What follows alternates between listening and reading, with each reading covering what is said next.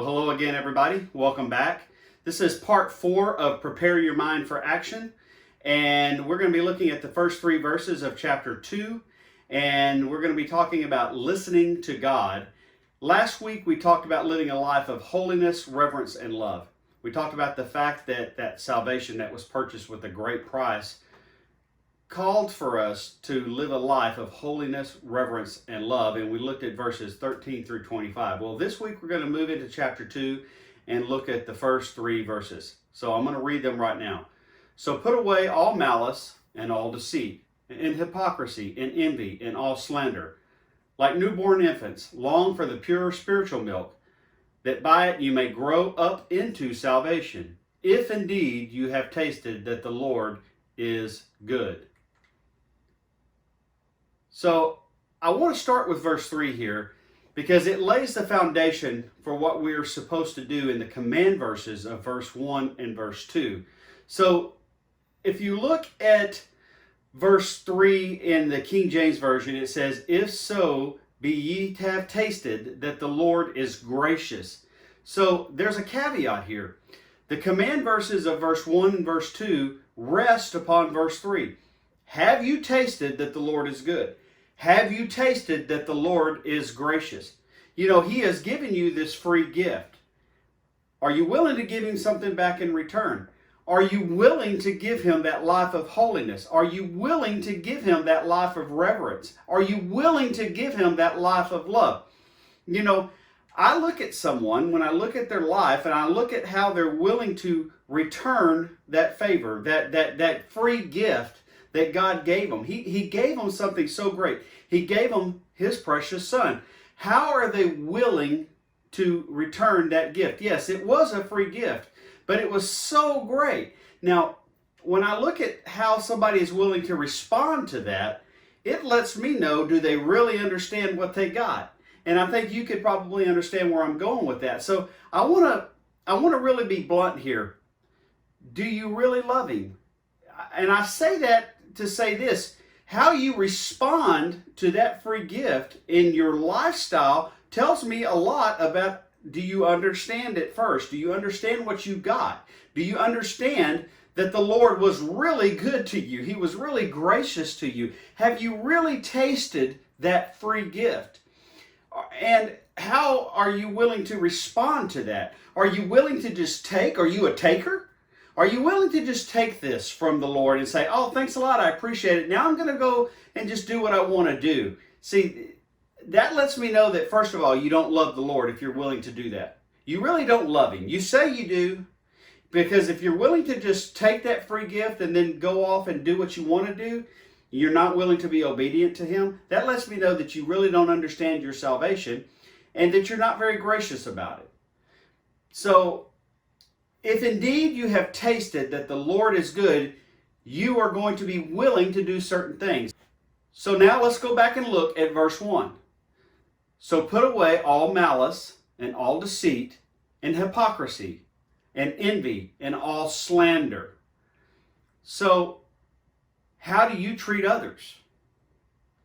Knowing that you have been given a great gift, knowing what you have done, how do you treat others?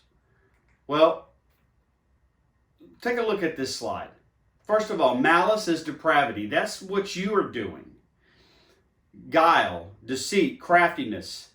That's also what you are doing. Hypocrisy, are you pretending to be someone that you're not? Envy, hatred, that's jealousies. So these are the things that you are doing. But also look at this, slander. That in the Greek is speaking against others. Now, I think right now, given the way our world is, if we had to pin down something that's really going wrong with the church, I would have to say that it's this part here, slander. And Gill said it this way: slander is that which is not acting like men that are made new creatures and are partakers of the divine nature. Now, I think that hits the nail on the head. When we go about slander, when we go about speaking ill against others, we are not acting like men who are made as new creatures. We are not acting as those who are partakers of the divine nature. Because we need to remember that we have been bought with a price. So when we are out there speaking ill of others and trashing their nature, we need to remember that is not what God has called us to do. So I want to move to verse 2 now. Like newborn infants, long for the pure spiritual milk, that by it you may grow up into salvation. Now, it was a usual saying with the Jews to compare the law to milk.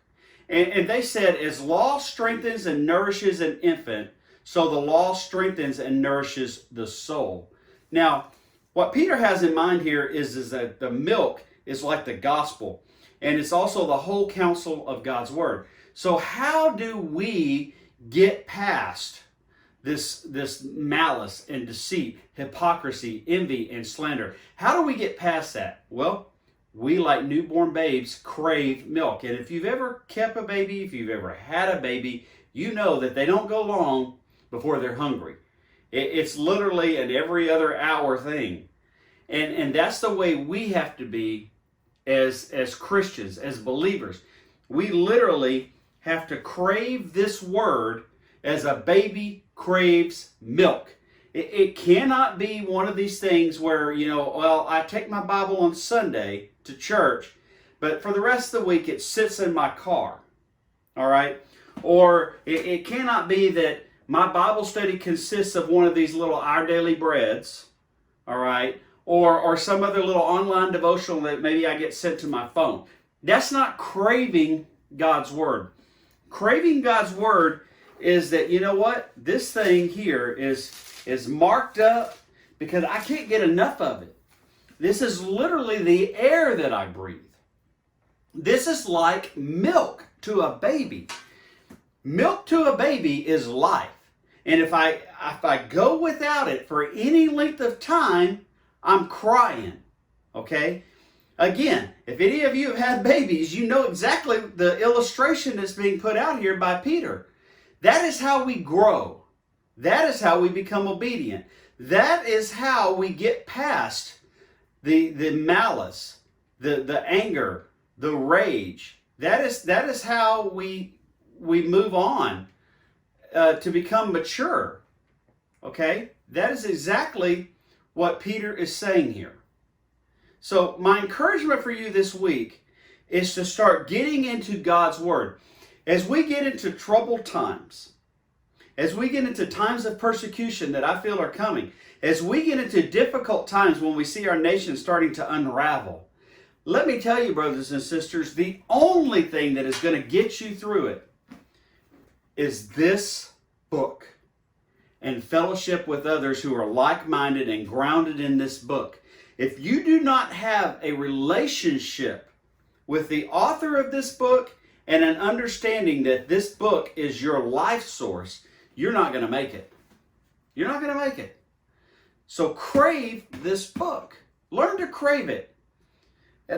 Set aside a time in the morning or in the evening where you have to have time with this book.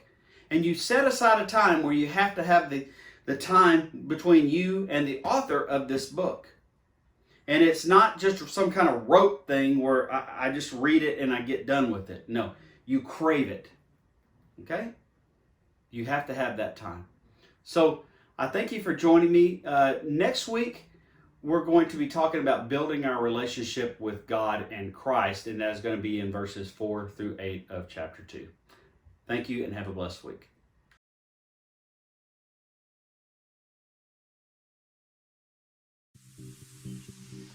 Hey everyone, thanks for watching this edition of Agape Lifecast. And whether you're watching this on Facebook or YouTube, I ask that you do me a favor. Please like the video and share it. And if you haven't already done so, please like the Agape Lifecast Facebook page and subscribe to my YouTube channel. Until next time, may God richly bless you and keep you.